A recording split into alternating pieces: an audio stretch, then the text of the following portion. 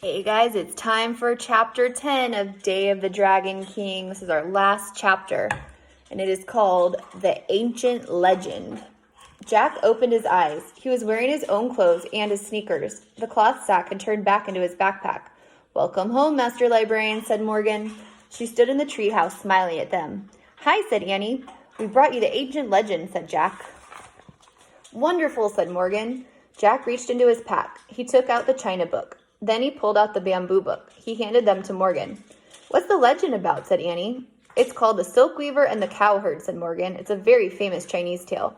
"Guess what, Morgan?" said Annie. "We actually met them. We helped them get together."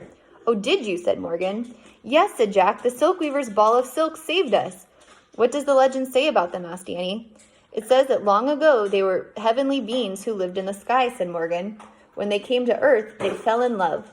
"That's when we met them," said Annie. "Yes, I imagine so," said Morgan.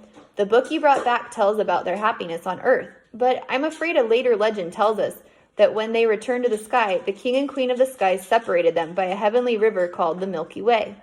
"Oh, no," said Annie. "They get back together once a year," said Morgan. "On that night, birds make a bridge in the sky over the Milky Way." Jack and Annie gazed up at the bright summer sky.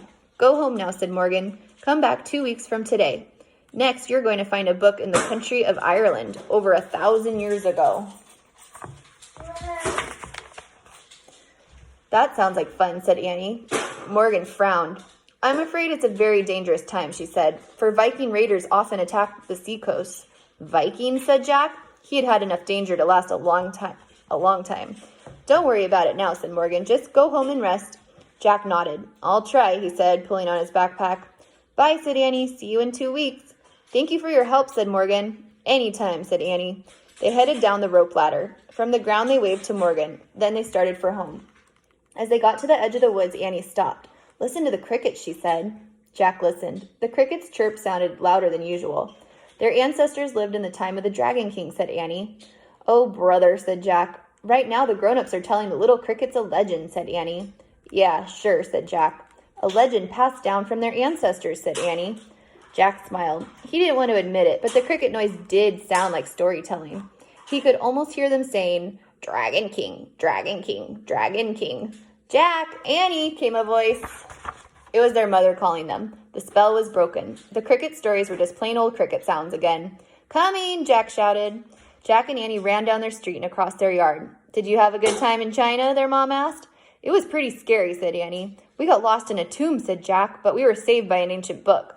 Their mom smiled and shook her head. "My books are wonderful, aren't they?" she said.